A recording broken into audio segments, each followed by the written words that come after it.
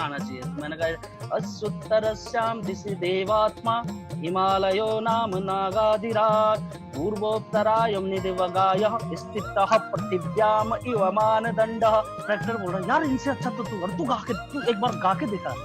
हो लगी बडुली हो यू आर ट्रेंडिंग।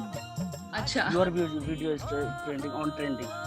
हाँ मैं कह के ट्रेंडिंग क्या है यार ये सुनियो जी रहा जागी नया लगी बडुली। हेलो नमस्ते क्योरा आप सबूते मेरो नमस्कार मेरो नाम है सोनम भंडारी राणा और आप देख रहे हैं पहाड़ी स्वेगर टॉक। आप जिस उत्तराखंड की हस्ती तगड़ी हम आपसे मिलवाना छिन वो किसी भी इंट्रोडक्शन का मोहताज नहीं है। वो एक बहुत अच्छे सिंगर हैं, कंपोजर हैं, बहुत अच्छा लिखते हैं और एक डायरेक्टर भी हैं और सबसे बड़ी बात वो बद्रीनाथ को बिलोंग करते हैं। जी हाँ, हम बात कर रहे हैं महिपाल सर की। तो thank you very much Mahipal sir हमारे साथ जुड़ने के लिए। जी धन्यवाद आप सब लोगों को। तो जैसे मैंने बोला कि आप एक ऑलराउंडर हैं, आप बहुत अच्छे सिंगर हैं, आप कंपोज करते हैं, राइट भी करते हैं, डायरेक्टर भी हैं। तो आप इन जैसे आप कभी एल्बम बनाते हैं तो कैसे इन चीजों को मेंटेन करते हैं, कैसे सब चीजें कर लेते हैं? नहीं मैं शुरुआती दौर बताऊं तो मैं एक कैमरामैन था, महेश भट्ट जी थे, उनके साथ मैं उनका असिस्टेंट रहा था बचपन में और मुझे बहुत शौक था कैमरा चलाने का। तो जब मैं उनके साथ जो काम सीखा और जब मैंने अपने उत्तराखंड के वीडियोस को देखे तो ऐसा लगता था बेकार, मतलब यार क्या लिख रहे हैं और क्या उसको फिल्मा रहे हैं। मतलब मैं नेगी जी के गीतों को बहुत पसंद करता था बचपन से और आज भी मैं उनके गीतों को पसंद करता हूँ, उनकी लेखनी को पसंद करता हूँ। लेकिन जब नेगी जी का वीडियो रिलीज होता था और उन वीडियो को देख के मुझे लगता था यार कौन डायरेक्टर, मतलब इसकी मतलब गाने की हत्या हो चुकी है ना। तो कोई जो उन्होंने कहा है, जो सोच के उन्होंने लिखा है, जो सोच के गाया, उस तरह की फिल्मांकन नहीं मिली। तो एक मतलब एक श्रोता दर्शक के रूप में मुझे बड़ा वो होता था कि यार अच्छा नहीं बना है। उसके बाद जब मैं इस लाइन में आया इनके प्रकार जैसे तरीके से, तो मैं इस लाइन में आया, मैंने अपने गीतों को जिस हिसाब से सोचा तो मुझे लगा यार जो मैं किसी डायरेक्टर और कैमरामैन के पास क्यों जाऊं, जब जो विजुअल्स मेरे दिमाग में आ रहे हैं मैं खुद ही शूट करता हूँ। हालांकि हमारे पास इतने पैसे नहीं थे, हम कैमरा खरीदे, ये करे वो करे, लेकिन जैसे तैसे करके हमने कुछ रेंट करके कैमरा रेंट पे लिया, किसी फ्रेंड से ले लिया। फिर हमने ये सोचा कि यार क्यों ना खुद ही कर, तो इसीलिए मैं अपने एल्बम सारे अब खुद ही करता हूँ। जब मैंने पहली एल्बम जैसा मैंने सोचा वैसे मैंने शूट किया। हालांकि मैंने सोचा 80% कि मैं इससे 80% तक शूट करूंगा, लेकिन कुछ आर्थिक परिस्थिति के कारण, कुछ कई कंडीशंस होती हैं शूटिंग में, कुछ लोकेशंस के कारण कई जगह पे तो हम केवल अपने ना विजुअल्स के जो सोचते हैं उसका 30% ही काम कर पाते हैं। जी जी जी। अपने संसाधनों के का बहुत कम संसाधन होते थे हमारे पास और उस हिसाब से हम लोग जो सोचते थे उसका लेकिन मुझे लगा कि हम कम से कम अब जो सोचते हैं उन चीजों का 30% तो देते हैं। वरना लोगों को अगर हम देंगे काम करके यार हमारा वीडियो बना दो, वो तो 30% भी नहीं देंगे। वो लोग केवल पैसा कमाने के लिए, मतलब उस टाइम पे इसी तरह का था कि मतलब अगर मैं किसी को बोलता है यार 50,000 रुपए पकड़ो और मेरी एल्बम शूट करो, तो जी पहले वो 25 अपनी जेब में डालता है, फिर 25 का एल्बम बनाए। क्यों ना हम लोग 50 का एल्बम बनाए। अब जो भी है वो हमारे 30% भी नहीं देगा तो हम अ, कम से कम 30% तो दे रहे हैं। और जब हमने ये शूट करना शुरू किया तो पहली एल्बम बनाई ओरे सांगली, बस उसके वीडियो की तारीफ तारीफ, फिर सेकंड में हो गया वीडियो एडिटिंग की तारीफ, कैमरे की तारीफ, तब हमें लगा, हमारी टीम को लगा कि यार हमें अपना वीडियो खुद ही शूट करना चाहिए। फिर हम लोग जैसा लिखते थे, जैसा सोचते थे वैसा शूट किया, वैसा एडिट किया और पब्लिक को दिया, तो कम से कम हम लोग 50% के आसपास तक पहुंच पाते थे। तो इसलिए अब हमें कैमरामैन बना लिया पब्लिक ने, डायरेक्टर बना लिया। तो ये हमारे पब्लिक की सोच है। वरना हमने जो मेरा काम तो केवल गाना है ना, लिखना है गाना है, या मैं किसी लोक गीतों को न्यू कंपोजिंग करके मैं न्यू जनरेट करके मैं उसे गाऊं। बट यहाँ पे हमें ऐसा मिला नहीं कोई, इसलिए हमें कैमरा भी उठाना पड़ा, एडिट भी खुद ही करना पड़ा, तो ये सारा एक साथ फिर जाके हुआ है। और मैं कहना चाहूंगी कि आपने एक बहुत ही बढ़िया जॉब की है, जो भी आपने किया है। मैं इसलिए बोली थी कि आप ऑलराउंडर हैं। ऐसा नहीं कि आप एक चीज बहुत अच्छी करते हैं दूसरी नहीं करते हैं। आपकी आवाज बहुत नहीं सूफियाना है, नहीं जिसको बोलते हैं सूफियाना आवाज होती है। जब आप गाना गाते हैं तो सुनने का मन करता है, एकदम आंख बंद करके मन करता है सुनने का। और आप जो वीडियोस थैंक यू डायरेक्ट करते थैंक यू। हैं या जो बनाते हैं, बहुत ही उम्दा तरीके से आप वो वीडियोस कंपोज करते हैं, डायरेक्ट करते हैं। आपकी वीडियोस में उत्तराखंड की एक अलग तरीके से ब्यूटी दिखाई गई है। तो आपकी कोई फेवरेट प्लेसेस हैं जहां आप शूट करते हैं? अब जी, आपने अभी थोड़ी देर पहले कहा है कि मैं बद्रीनाथ का रहने वाला हूँ। जी, जी, जी। इससे ज़्यादा फ़ेवरेट मुझे उत्तराखंड में कहीं लगता नहीं बिल्कुल। है ना? क्योंकि ये यहाँ पे मैं बताता हूँ, ये क्या क्यों मुझे पसंद है। एक तो यहाँ पे इतनी गर्मी नहीं है। जी, मतलब हम लोग ठंड में आराम से गर्मियों में शूट करना बड़ा मुश्किल होता है। गर्मियों में क्या, जैसे अभी मई जून में आप, क्योंकि हमें ना शूट करने का मौका ही मई जून जुलाई अगस्त, ये 4 महीने मिलते हैं। 4 महीनों में क्या होता है, जुलाई अगस्त बरसात के कारण हम लोग लॉस में चले जाते हैं। माना हम लोग टीम लेके चले गए 25-30 लोग शूट करने, और हमें 4-5 गाने शूट करने हैं। चार और बारिश हो गई 2 दिन, तो क्या 4 इतने जने को खाना पिलाना खिलाना, और वो भी टूरिस्ट प्लेस में, बड़ी दिक्कत हो जाती है। तो बद्रीनाथ एक ऐसा, और सब बात क्या है मई जून में, कि आप ना 11-12 बजे के बाद काम नहीं कर सकते, और सीधे 11-12 बजे से 4 बजे तक गैप देना पड़ता है, क्योंकि इस टाइम पे इतनी तेज धूप होती है पहाड़ों में कि आपकी स्किन बिल्कुल, आदमी बीमार पड़ जाएगा। यहाँ ब्लड से नाक से ब्लड निकलने लग लग जाता है। इतनी मतलब तापमान, ये चटाक वाली धूप पड़ती है, डायरेक्ट धूप पड़ती है पहाड़ में। तो बद्रीनाथ में ऐसा नहीं है। आप बद्रीनाथ में सुबह 6 बजे से शाम के 7 बजे तक आजकल काम कर सकते हो, एक। जी, दूसरी बात, वहाँ पे बारिश इसलिए क्योंकि हवा बहुत चलती है, तो बारिश का बहुत ही मुश्किल रोल होता है। और अगर बारिश पड़ती भी है, तो बुग्याली बारिश कहते हैं ना, बिल्कुल जी, जी, झुम झुम छोटे-छोटे वाले। आपने एक गीत में भी सुना होगा, "रूम झूमा बरखा छेला मन मेरो बुझी चला।" तो सेकंड में बद्रीनाथ एक ऐसा लोकेशन है वहाँ पे, कि हमें नदी चाहिए तो नदी है, हमें बुग्याल चाहिए तो बुग्याल है, हमें पेड़ों के जंगल चाहिए तो जंगल है, हमें स्नोफॉल चाहिए तो स्नोफॉल है, हमें ग्लेशियर चाहिए तो ग्लेशियर है, हमें हिमालय चाहिए तो हिमालय है। सेकंड में हमें ना बिल्कुल रूखा डांडा बोलते हैं जिसे, जिस पहाड़ पे बिल्कुल घास की तीतर, बिल्कुल रॉक बोलते हैं जिसे, पत्थर वाले वो। तो जिस तरीके का लोकेशन आप यूज कर। अच्छा, हमें गांव, ट्रेडिशनल गांव चाहिए, हमें ट्रेडिशनल गांव मिल जाएगा। हमें वहां पे ट्रेडिशनल गांव में रहने वाले लोग चाहिए, तो हमें वहां, जैसे घुघुती वाला आपने देखा होगा, या जी, उसमें कोई हीरो हीरोइन नहीं है, सिर्फ वो माड़ा माड़ा वाले हैं। या वहां देखिए, ट्रेडिशनल ड्रेस हमें खरीद के लाना नहीं पड़ा, हमें हमें खाली बोलना पड़ा, आप तैयार हो जाओ। फिर वहां के लोगों के ब्लड में ही मतलब म्यूजिक है, संस्कृति और इन चीजों का वो है, तो समावेश है। तो वो लोग ना, आप उनकी बॉडी लैंग्वेज देखिए, क्या डांस करते हो, इतना तो हम लोग आपने कोरियोग्राफी करने के बाद भी नहीं सिखा पाते हैं। आपने जो अपने सॉन्ग्स में जो नीति माना की जो वेशभूषा दिखाई है और जिस तरह से वो लोग डांस करते जी। हैं, बहुत ही जिसको बोलते हैं ना एक ओरिजिनल टच दिया गया है, जैसे कि उनको कोरियोग्राफ नहीं किया गया है, वो एकदम नेचुरल तरीके से दिखाया है हाँ। आपने। तो आप हम्म। विजुअल करके जाते हैं कि आप ऐसा करेंगे या वहां जाके लगता है कि नहीं नहीं इसको इस तरह से शूट करते हैं, या आप दिमाग में ऐसी चीज लेके जाते हैं जब आप एक सॉन्ग किसी सॉन्ग की शूटिंग करते हैं, खासकर विलेजेस में? नहीं, एक्चुअली हम लोग पूरा होमवर्क करके जाते हैं। जी, जी, पूरा शॉर्ट डिवीजन करके हम लोग जाते हैं। हमें इस शॉर्ट, इस ड्यूरेशन, हम इस म्यूजिक में हम ये करेंगे, इस लाइन में हम लोग ये फिल्माएंगे, ये क्या, वैसे पूरा डिवीजन करके जाते हैं शॉर्टों को। लेकिन घुघुती गाना एक ऐसा था कि हम पहले ही मतलब, हमने ये ए जानू रे एल्बम के 7 गाने शूट कर लिए थे, जी, और वो गाना छूट गया था क्योंकि हम परेशान थे, हम इसमें हीरो हीरोइन किसको बनाए। जी। क्योंकि अभी आप भी सोचिए, घुघुती गाने में आप किसको हीरो हीरोइन बनाएंगे और क्या दिखाएंगे आप, क्या फिल्माएंगे बिल्कुल, आप। बिल्कुल। तो मतलब एक लकीली, मतलब अब ये मतलब ये लगा लो, लकीली हम लोग उस गाँव में थे उस टाइम पे। और ऐसे ही मतलब मजाक-मजाक में हमने गाँव वालों को बोल दिया कि मतलब आप हो जाओ, तैयार हो जाओ, मैं बनाता हूँ शो। जी, मतलब एक महिला ने मुझे छेड़ा, क्योंकि मैं वहाँ उस गाँव का दामाद भी हूँ। जी, तो जी, उन्होंने कहा, "अरे दामाद जी, आप क्या हमेशा बाहर के लोगों को हीरो हीरोइन बनाओगे क्या? हीरोइन बनाओगे? हम भी तो हैं कि हमें भी हीरोइन बनाओ।" तो बिल्कुल। मजाक के मूड में, तो मैंने मजाक में कह दिया, हमने कितनी बार बोल दिया आप आओ, तो आप आते क्यों नहीं हो शूटिंग में? आप सब तैयार होके आ जाओ। इतने में वो बुढ़िया गाँव में गई, तो गाँव में मतलब 2-4 महिलाओं को इकट्ठा कर दिया। तो फिर एक का फ़ोन आया, "यार भाई, तू मज़ाक कर रहा है, सही में बोल रहा है?" मैंने कहा, "मैं सही में बोल रहा हूँ।" तो वो क्या है, 7-8 गाड़ी भर के आ गए। तो आ गए, तो हमने कहा, "यहाँ खड़े हो जाओ, यहाँ करो अपना पौना डांस करो।" तो पौना जी, डांस करते तो मैं कैमरा कभी क्लोज़, कभी लॉन्ग, कभी ये मिड शॉट, इस तरीके के लेते रहे। और घुघुती गानों को कम से कम 4 बार, 5 बार हमने बजवाया, और शुरू से कंटिन्यू लास्ट तक, कट-कुट कुछ नहीं। हमने शुरू से लास्ट तक बजाया, और तुम करते रहो। और एक लड़के को मैंने बीच में रखा था, उसको मैंने कहा, एक्शन फॉलो, इसको फॉलो करते रहना। तो वो जी, लड़का जैसे जैसे एक्शन कर रहा है, वो वैसे वैसे एक्शन कर रहा है।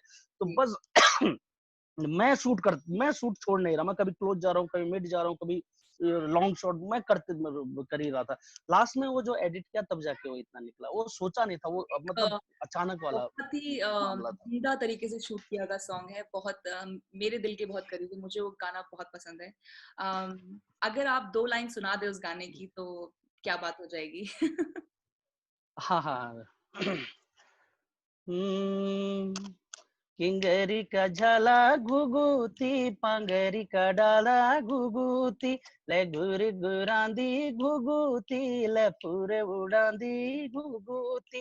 किंगरी का झाला घुघुती, पांगरी का डाला घुघुती, ले गुरी गुरांदी घुघुती, ले पूरे उड़ांदी घुघुती। क्या टक लगांदी घुघुती, क्या रंद बिंगांदी घुघुती, के देश की वाली घुघुती, के देश में आई घुघुती। किंगरी का झाला होए होए, किंगरी का झाला घुघुती, पांगरी का डाला घुघुती, ले गुरे गुरांदी घुघुती, ले पूरे उड़ांदी घुघुती। Thank you so much sir. मुझे लग रहा था मैं गढ़वाल में ही चली गई हूँ दोबारा से। बहुत ही अरे मैं जैसे मैं बोली थी, सूफियाना आवाज है आपकी, बस आंख बंद करके सुनने का मन करता है आपको। जैसे आपने बताया था कि आपने हाँ महेश भट्ट जी को भी असिस्ट किया था। आपने DD1 पे भी काम किया है, आपने आस्था चैनल पे भी काम किया है, तो कैसा एक्सपीरियंस जी रहा आपका वहां से? कितना डिफरेंट है उत्तराखंडी सिनेमा और एक तरह से बोलेंगे बॉलीवुड, कितना कितना डिफरेंट है? और देखिए DD1 का तो जो भी है, लेकिन इतना DD1 तो बॉलीवुड के लेवल का तो नहीं है, जी जी लेकिन जो काम होते हैं, जो कैमरा वर्क होता है, जो मतलब शॉर्ट डिविजन्स में सारे वहीं सीखा हूँ। शॉर्ट डिविजन क्या हुआ, कैमरा क्या, होमवर्क कैसे करते हैं, कैसे स्क्रिप्ट को रोल स्क्रीन प्ले करके रोल करते हैं। तो मैं तो खैर उस टाइम पे असिस्टेंट था, मेरे को ज्यादा नॉलेज नहीं था किस तरीके होते हैं, लेकिन जब मैं कैमरामैन डायरेक्टर को देख के सीखा हूँ, ये क्या कर रही है क्या, फिर मैं पूछता था सर ये शॉर्ट डिविजन क्या हुआ जो आप करते हो, क्योंकि मेरे सामने तो नहीं करते थे वो। लेकिन मैं उनके साथ, फिर मैं उनको बोलता आपने कैमरे में ऐसे किया तो ये क्यों किया, मैं शाम को पूछा करता था कैमरामैन से, तो धीरे धीरे करके। लेकिन जो शूट होता है, क्योंकि वहाँ पैसा होता है, सरकारी पैसा होता है, जी पैसा जो आपको चाहिए भाई, फटाफट मेकअप वाले आओ, मेकअप कहाँ है, हड़काओ उसे, क्यों नहीं आ रहा, ये क्यों, ये टचअप क्यों, ये यहाँ पे क्यों बर्न हो रहा है, इसको करो, ये करो। तो वहाँ पे अवेलेबल सब चीज है। जी आपको वहाँ पे रिफ्लेक्टर वाला चाहिए, आपको लाइट वाला चाहिए, आपको साउंड वाला चाहिए, क्यों नहीं, अगर साउंड में अगर बैटरी नहीं है तो क्यों नहीं है, मतलब वहीं पे उसको डांट फटकार, नई बैटरी लेके आओ। हमारे यहाँ पे ऐसा नहीं होता है। जी जी जी हमारे यहाँ पे एक मेकअप आर्टिस्ट को रखना, एक मेकअप आर्टिस्ट को रखने का मतलब होता है कि 5 जनों को डेली खाना खिलाना। जी बिल्कुल। इसलिए हम मैं अगर बोलूँ तो मैं कभी-कभी, अब तो हीरोइन्स खुद करती है मेकअप। मैं कभी-कभी स्टार्टिंग में दौर पे मैं खुद मेकअप किया करता था, क्या बात है, क्या हीरो बात के भी और हीरोइन के भी। है। तो आप तो मतलब जितनी और चीजें गिनाई, मेकअप आप उससे भी ज्यादा टैलेंट है आपके अंदर। नहीं, मैं एक्चुअली मैं पूछता था वहाँ पे उनको मेकअप, यार तुम लगाते क्या हो ये गालों पे? तो बोलता है ये पेन केक है, ये नंबर 26 है, ये 28 है, देखो ये गोरा है तो इस पे 26 लगेगा, ये थोड़ा सांवला है तो इस पे 28, और जो थोड़े जो ज्यादा ही वो हैं तो उन पे 28 लगेगा नंबर। तो मैं कुछ नहीं करता था, ब्रश लेता था, एक पेन केक लेता था और एक पफ लेता था, और जी, पानी में घोल के मैं लगा दिया करता था, अरे और वाह! उनको बोलता था तुम हाथ से यूं यूं कर लो, तो हाँ ठीक है, कैमरा फेस ठीक आ रहा तो ठीक है। जी, जी, जी। आप डायरेक्टर को पता होता है कि बाकी कैसा तो दिखना चाहिए। हाँ, हाँ, हाँ जी, हाँ जी। सर, हाँ, कहाँ पे हाँ, आपने इतने सारी एल्बम में काम किया है, आपने इतने सारे सुंदर गाने हम लोगों को दिए हैं। वो एक मोमेंट हर किसी की, हर एक कलाकार की लाइफ में आता है, जब आप जब रोड पे निकलते तो लोग बोलते हैं अरे ये तो किशन महिपाल हैं, ये तो हम इनके इतने बड़े फैन हैं। आपका एक फैन मोमेंट जो आप याद करते हैं, या आपको जब कब लगा कि आप फेमस हो चुके हैं उत्तराखंड के अंदर? जी पहले-पहले तो दौर ये था, मैं समय 3 एल्बम तक तो मुझे केवल अपने शहर वाले गोपेश्वर वाले जानते थे या बद्रीनाथ वाले जानते थे। अब मैं गोपेश्वर बद्रीनाथ इसलिए बोला कि हम लोग 6 महीने बद्रीनाथ रहते हैं, जब कपाट बंद होता है तो 6 महीने जो माइग्रेट होके हम लोग गोपेश्वर आते हैं। तो वहाँ पे तो कुछ ऐसा नहीं था, लेकिन जब रानीखेत राम ढोला वाला गाना चला और मैं एक गाँव में शूट करने गया, तो वहाँ पे किशन महिपाल, किशन महिपाल, किशन महिपाल। तो उनको यकीन नहीं था किशन महिपाल, फिर आया, कुछ पूछा कि आप क्या वही सिंगर हो? क्योंकि मैं चोटी रखता था, चोटी से पहचानते थे लोग।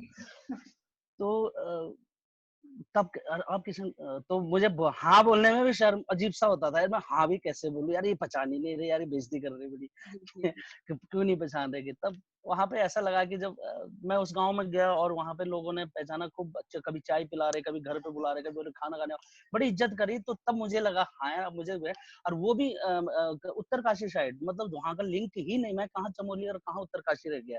जी, तो जी, वहां पे भी अगर लोग मुझे पहचान रहे, कुमाऊँ जा रहा हूँ, जब कुमाऊँ में शूट है, पप्पू कार्की जी, प्रहलाद मेहरा जी, इनके गानों को मैं लास्ट ये लाली हो तक शूट मैंने ही किया इनका पूरा। जी, तो मैं कुमाऊँ जाता था तो वहाँ भी लोग पहचानते, तो मैं तब मुझे लगा कि हाँ, अब लोग मुझे पहचानने लग गए। अब ऐसा लगता है कि मतलब मैं थोड़ा फेमस तो हो ही गया। तो नहीं, सर, थोड़ा उस टाइम पे बड़ा अच्छा लगता है जब जब कहीं पे जाके और लोग हमें पहचान के जी। हमारी मदद करें और हमारी इज्जत करें, तो तब अच्छा लगता है कि हाँ, ये तो जी, पहचान बहुत बड़ी चीज़ है। जी, जी, जी। और बिल्कुल तब आपको उस दिन एहसास होता है कि जो मैंने ये करियर चूज़ किया है वो सही है मेरे लिए, क्योंकि लोग आपको इतना आदर सम्मान देते हैं और जहाँ भी आप हाँ, जाते हैं बिल्कुल, आपको लोग बिल्कुल, जानते हैं। बिल्कुल। जी। अम, आपका एक सॉन्ग है हुँ, फ्यूलरिया, एक बहुत ही फेमस सॉन्ग है जी। और मैं चेक कर रही थी तो यूट्यूब पे one of the biggest hit Uttarakhandi biggest hit है 25 मिलियन। जब मैंने लास्ट टाइम चेक जी, किया था तो 25 मिलियन व्यूज हैं उस पे। तो कैसा लगता है जी, आपको, जी। जैसे कि आप आपकी सीडीज तो इतनी बिकती थी, पर डिजिटल मीडिया प्लेटफॉर्म में मिलियन व्यूज पाना बहुत बड़ी बात है, पर आपने मिलियन नहीं 25 मिलियन व्यूज क्रॉस कर दिया है। तो कैसा लगता है आप ये रिकॉर्ड ब्रेकिंग सॉन्ग बना के?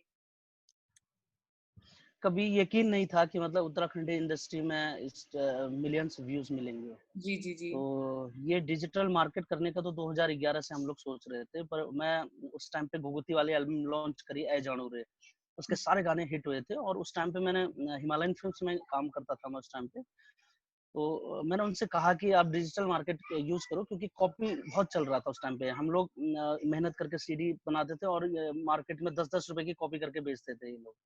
तो बड़ा नुकसान होने लगता था कंपनी को भी और हमें भी। तो फिर हमने किया था, तो फिर उस टाइम पे लखेड़े जी थे हिमालयन फिल्म्स, उन्होंने किया डिजिटल मार्केट में, तो घुघुती मतलब मैंने इसलिए फ़ोर्स किया, मैंने घुघुती दिखाया उन्हें। मैंने कहा देखिए सर, ये पता नहीं किसने डाला हुआ है, और 12 लाख इसके व्यूज़ आ गए। उस टाइम पे 12 लाख तो मतलब 1 लाख होना ही अपने आप में ये था कि यार 1 लाख व्यू पा लिया इसने, जी, इस सिंगर ने। तो घुघुती उस टाइम पे टॉप में चला गया था, 12 लाख। जी, मतलब किसी लड़के ने ऐसे डाल दिया तो 12-13 लाख उसके हो गए। अब मान लीजिए उस लड़के ने डाला जो, तो 12-13 लाख है। उसके बाद जिन्होंने डाला, किसी के 3, किसी के 5, किसी के 6 लाख। तो मैंने फिर बताया, मैंने कहा सर ये अगर आप इसको कंटेंट करें, इसको कॉपीराइट लेके आप यूट्यूब में डालें, अपना डिजिटल मार्केट करें, तो आपके तो मिलियंस में चले जाएँगे। और जी, हुआ ही है, उन्होंने घुघुती डाला, वो मिलियंस में चला गया। अब इतना होने के बावजूद भी जी, लेकिन इसका फ़ायदा क्या होता था कि इसका फ़ायदा कलाकारों को नहीं मिलता था। जी, तो क्योंकि वो कंपनी कमा रही है। कंपनी ने तो एक ठेका ले रहे कि यार किशन भाई ये है 50,000 रुपए, आप एल्बम दे दो। अब जी, हमने साल में एक एल्बम करनी है, 50,000 से क्या होता है? जी, तो बिल्कुल। अभी जैसे हम लोग कर रहे, तो यूट्यूब से खैर वो अलग चीज़ है। लेकिन उस टाइम पे कभी नहीं लगता था कि हमारा जो है उत्तराखंड मार्केट मिलियंस में जाएगा। और जब वास्तव में कंपनियों ने काम करना बंद किया, और मेरा पहला ही गाना है फ्योलरिया जो मैंने अपने चैनल से लॉन्च, उससे पहले मैंने एक चैनल बनाया था कि भविष्य में पता नहीं कब मैं डिजिटल मार्केट में कदम रखूँगा। 2009 में मैंने चैनल खोल लिया था, और 2012-13 में मैंने 13-14 में 14-15 में मैंने ये फ्योलरिया डाला, इतने सालों बाद। उस टाइम पे मेरे सब्सक्राइबर 8,000, 9,000, 10,000 के आसपास थे। जी, फ्योलरिया डालने के बाद आप देख लीजिए 2 लाख पार कर लिया उसने। जी, जी, बिल्कुल, बिल्कुल। तो और जब फ्योलरिया वीडियो हमने डाला, तो हमें ये भी नहीं पता होता था कि यूट्यूब में ट्रेंडिंग क्या चीज़ है। जी, तो मुझे एक बंदे ने मैसेज किया उसमें मैसेंजर पे, एफबी में, कि मैसेंजर में लिखता है कि कांग्रेचुलेशंस यू आर ट्रेंडिंग, अच्छा। Your video is trending on trending. हाँ, मैं कहा कि ट्रेंडिंग क्या है यार ये? वो हैशटैग हैश करके 23 करके मुझे भेज रहा है, और मैं पता नहीं क्या बोल रहा हूँ, मुझे समझ में नहीं आया। तो मेरा एक दोस्त था, मैंने उसको क्या है ट्रेंडिंग क्या है? क्योंकि देखिए हम लोग इतना अनभिज्ञ थे उस चीज़ से, जी, डिजिटल मार्केट से। यूट्यूब का मतलब ही नहीं समझते थे, क्या है यूट्यूब मतलब? क्या है? क्या होता? अगर काश हम पहले से करते तो आज बहुत बढ़िया मार्केट चल रहा होता उत्तराखंड लोगों का। तब जाके समझ में, एक लड़का था जो यूट्यूब वगैरह में करता था, जस्सी नाम है उसका, स्टार्टिंग उसी ने, उसको काफ़ी नॉलेज था। तो मैंने उससे पूछा भाई ये क्या है ट्रेंडिंग, क्या कह रहा हूँ भाई जी आप यार हद हो गई यार, आप तो 4 दिन से ट्रेंडिंग में हो।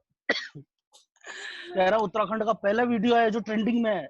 जी। तो मैं समझा नहीं, मैंने कहा ट्रेंडिंग क्या हुआ, तो बोला टॉप 50 पूरे विश्व में, वर्ल्ड में टॉप 50 के गानों में से आप 23 पे हो।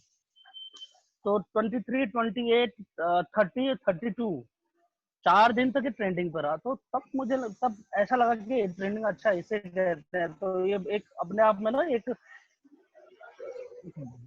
वैकल्पिक बातें हो गई ना ये, कि बिल्कुल क्या है ये, मतलब कितना पूरा वर्ल्ड में कितने गाने होंगे, उसमें से 50वें नंबर पे 23 पे फ्योना डीआर का, वो भी उत्तराखंड का गीत। जी, जी, जी। फिर जाके फिर हमने कहा कुछ भी हो सकता है, म्यूजिक में कुछ भी हो सकता है, और कोई भी कहीं कभी इंडस्ट्री एकदम से आगे बढ़ सकता है अगर आप ईमानदारी मेहनत से काम करो। फिर बिल्कुल। जाके हमने सबको बताया कि फिर देखिए और सिंगरों के अंदर भी एक ललक आ गई, ट्रेंडिंग ट्रेंडिंग ट्रेंडिंग, यूट्यूब में इतने व्यूज व्यूज व्यूज, ये वो अब होड़ लग गई और एक अच्छा प्लेटफॉर्म बन गया, और अच्छा खासा हमारे उत्तराखंड के सिंगरों को एक रेवेन्यू मिलता है। तो ये बहुत बढ़िया चीज है पहले के से, क्योंकि पहले कैसेट वैसेट एक तय होता था, मानक तय होता था, आप इतने में करोगे, आप इतने में करोगे। लेकिन अभी देखिए जैसे फ्यूलोडिया, जैसे मैं अभी आता तो मैं कम से कम 30,000 तक पर मंथ यूट्यूब देता है मुझे। तो जी, जी। ऐसे ही और आर्टिस्टों को भी देता है, क्योंकि बहुत सारे हैं जो 2 लाख से पार क्रॉस कर चुके हैं, और जिनके इंडिया सब्सक्राइबर हैं। ऐसा सॉन्ग है जिसके बगैर कोई शादी नहीं होती है, कोई पार्टीज नहीं होती है, कोई इवेंट हाँ, नहीं होता है। हाँ, चला काफ़ी, चला काफ़ी। जी, एक्चुअली बहुत ये गीत डीपली पहले भी चला था चलता है। जब हम हाँ जी। हुँ, ये आप मान के चलिए कि 25-30 साल पहले ये गीत ना आकाशवाणी में चलता था और लोग इंतज़ार करते थे। जी, जी, जी, जी। 7 बजे का, कि कब नजीबाबाद आके आकाशवाणी बोलेगा कि हम फ्योलड़िया की फरमाइश कोई देता था, वो और फिर वो बजाते थे। और जैसे ही फ्योलड़िया बजता था रेडियो पे हम लोग फुल वॉल्यूम करके डांस करते थे। जी, जी, और जी। उस टाइम पे इतना पॉपुलर था, बहुत और डांस, जैसे कहीं हम तो इस जैसे गाने पे बहुत हाँ, डांस करते हैं। हम मेरा वन ऑफ हाँ, द फेवरेट डांस सॉन्ग है ये। और जैसे कि आप लास्ट ईयर 2019 में बारडोली कॉन्सर्ट के लिए न्यूजीलैंड आए हुए थे। हाँ, और हम जी, जी। न्यूजीलैंड के रहने वाले हैं, तो ये क्वेश्चन बहुत जायज होता है पूछना कि कैसा लगा आपको हमारा देश? नहीं, देश तो देखिए बाहर जाके कुछ अलग फ़ील आता है इंडिया से तो, बिल्कुल। है ना?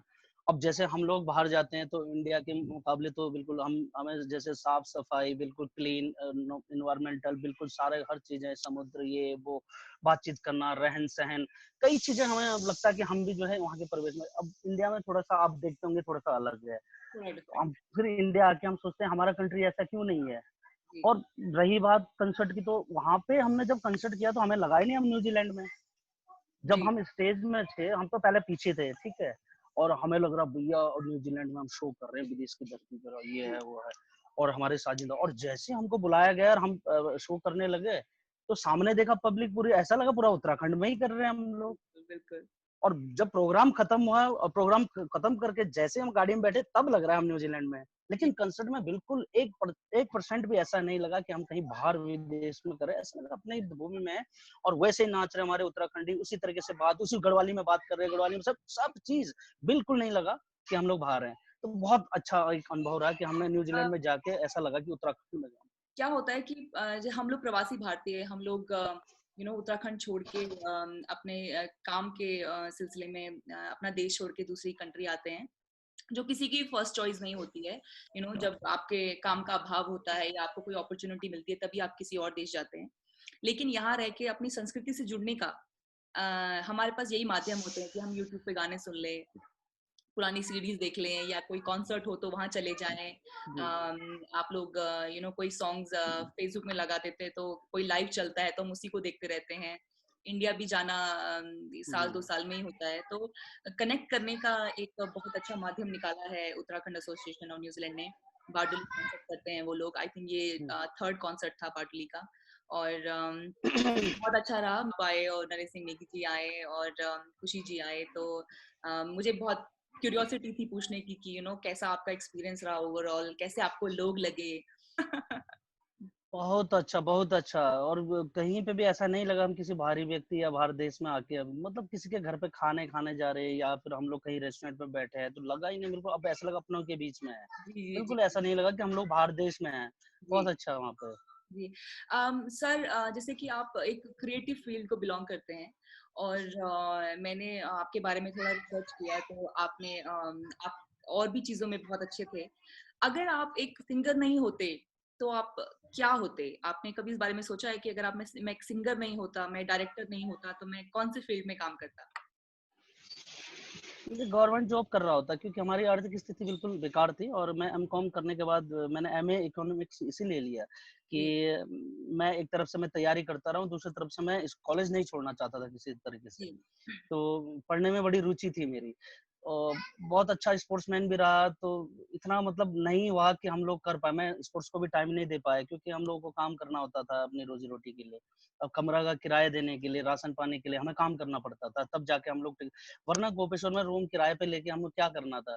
तो ये था कि हम लोग ज़रूर मैं अपने वन डे एग्ज़ाम्स की तैयारी करता था और मुझे ये था कि कहीं बैंक क्लेरिकल में एसएससी निकाल लूँ, वन डे एग्ज़ाम्स जो क्लेरिकल हो गया और पीओ हो गया या फिर ऐसे ही कुछ तो काफ़ी एग्ज़ाम्स निकाले, एसएससी के एग्ज़ाम्स निकाले, बैंक के भी एग्ज़ाम निकाले और एफसीआई के एग्ज़ाम्स निकाले। इतना ही हम लोग ज़्यादा अभी उस टाइम पे समूह, क, ख, ख ऐसे चलता था कि गाँव में कहीं प्रोविज़न अधिकारी बन जाए या विकास खंड अधिकारी बन जाए, एडीओ बन जाए, बीडीओ बन जाए, ये बन जाए, वो तहसीलदार बन जाए, सुविधा वो क्या बोलते हैं, पटवारी बन जाए।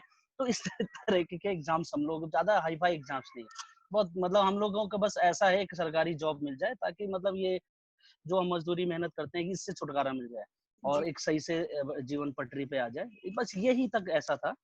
उसके बाद मैं एक वहाँ पे गोपेश्वर में कॉलेज में मैंने एक ग्रुप जॉइन किया था अक्षत नाट्य संस्था। तो मुझे ना एक्टिंग का शौक था, इतना गाने का नहीं था।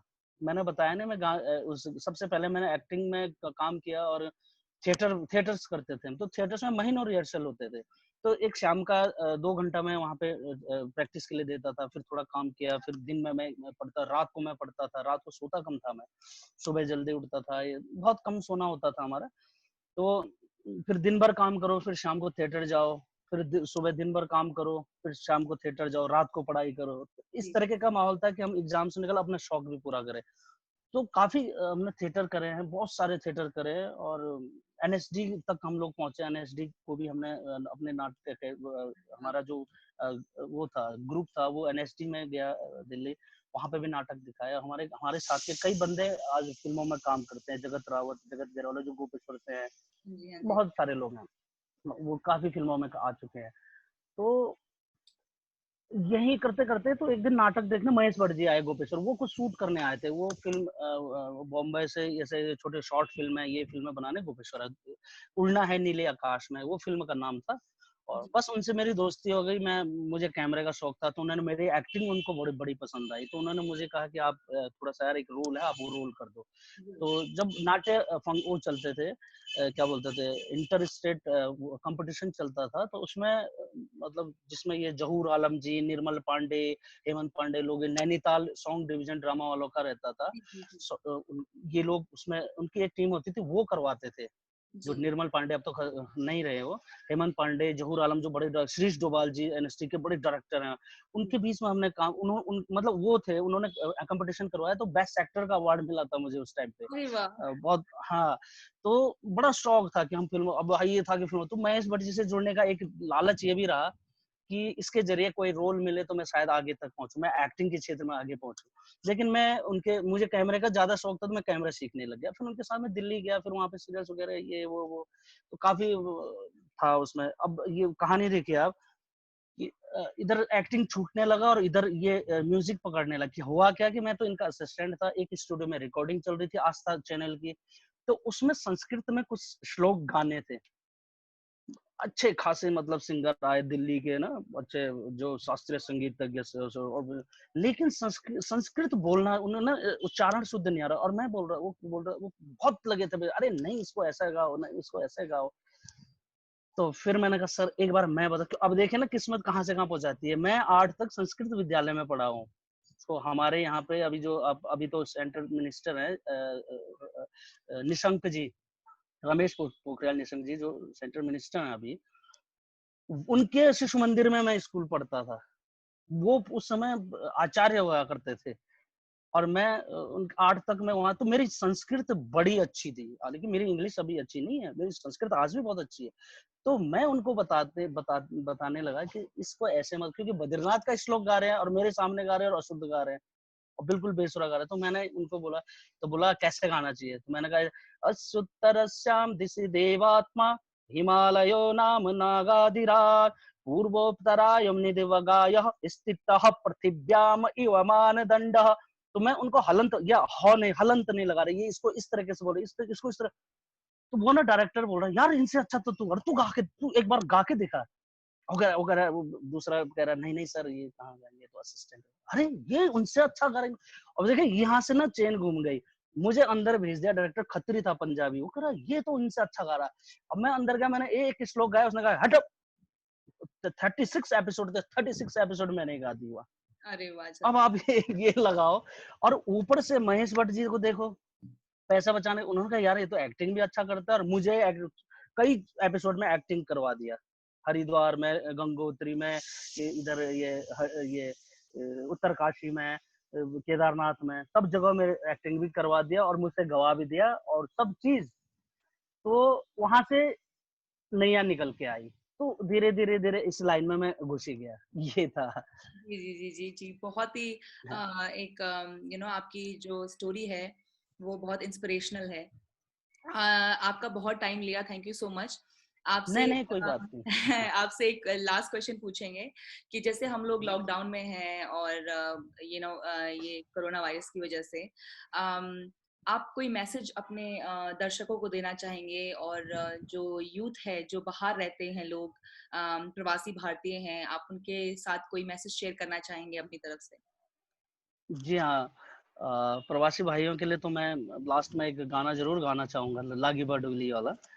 तो मैं यही कहना चाहता हूँ कि आप जहाँ पे हैं सुरक्षित रहें, और आप लोगों का हमेशा प्यार मिला है।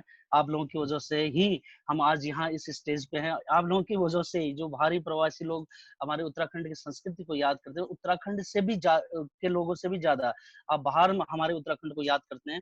और हमारी संस्कृति को जिंदा रखने के लिए आपने कलाकारों का आपने चयन किया। आप लोग गाना सुनते हैं, आप लोग कई चीज़ों का, विधाओं का आप वो करते हैं। जैसे मैं, कई मेरे बाहर प्रवासी लोग हैं, तो मुझसे ना गढ़वाली में जब बात करते हैं तो बहुत ही मतलब ऐसे-ऐसे शब्दों का यूज़ करते हैं। मैं कहता भाई जी आप तो कह रहे हैं, यहाँ तो गढ़वाल वाले तो भूल गए उन शब्दों को। हाँ, तो वहाँ के लोग मतलब बहुत ही अच्छा लगता है। और बहुत ये गर्व की बात है कि आप इतने दूर ऐसे 7 समुंदर पार रह के भी आप अपनी संस्कृति को नहीं भूलते हैं। हालाँकि वहाँ की हवा ताज़ो-ताज़ो जो आप शहर देखते हो अब रोज़ दिनचर्या में आपके, उसको उसके होते हुए भी आप जो है अपने कल्चर के प्रति हो, तो ये बड़े एक अ, गर्व की बात है हमारे लिए उत्तराखंडियों के लिए कि देखिए ये है हमारी खुशबू, ये है हमारी परंपरा, ये है हमारी संस्कृति। इसके लिए थैंक यू सो मच आप लोगों का, और हमारे प्रति, कलाकारों के प्रति प्यार बना रहे। और जब आप संस्कृति से प्यार करते हो तो 100% आप कलाकारों से भी प्यार करते होंगे। तो यही प्यार बनाए रखें, और जहाँ पे भी है अपनी ईमानदारी से और लगन से काम करें। क्योंकि कहीं कोई भी क्षेत्र हो, चाहे आपका अपना क्षेत्र हो, चाहे मेरा लेखनी का क्षेत्र हो, चाहे वीडियोग्राफी का क्षेत्र हो, एडिटिंग का क्षेत्र हो, लिखने का क्षेत्र हो, गाने का क्षेत्र हो, कोई कहीं पे भी काम कर रहा है, आप अभी यहाँ पे एंकर के रूप में हैं, आप अपनी ईमानदारी से आप काम निभाएँ, आप अपने लगन से काम निभाएँ, तो हमेशा जो आदमी जिस काम को कर रहा है उसके प्रति अगर ईमानदारी निभाए, लगन से करे, तो हमेशा टॉप में ही होता है। तो आप कह रहे थे ना कि आप सब काम, इतने काम जानते हो, तो मैं कोई भी काम जब पकड़ता हूँ तो बड़ी ईमानदारी से करता हूँ, तो शायद यही कारण है कि मैं उस काम को अच्छा अंजाम देता हूँ। जी, जी, जी, तो thank you so much sir. Thank you so much. अ, तो मैं आप प्रवासियों के लिए एक गाना मैं शेयर करना चाहता हूँ। जी, लागी बाडुली हो, लागी बाडुली हो, बाडुली बाडुली लागी बाडुली, उत्तराखंडी परवासी भय बंदो, जी रया जागी रया लागी बाडोली, देवभूमि की रे बसी दीदी भूलियो, जी रया जागी नया लागी बाडोली, लागी बाडोली हो, लागी बाडोली हो, बाडोली बाडोली लागी बाडोली। धन्यवाद, बहुत-बहुत धन्यवाद आपका। थैंक यू प्यार सो मच नमस्कार। सर।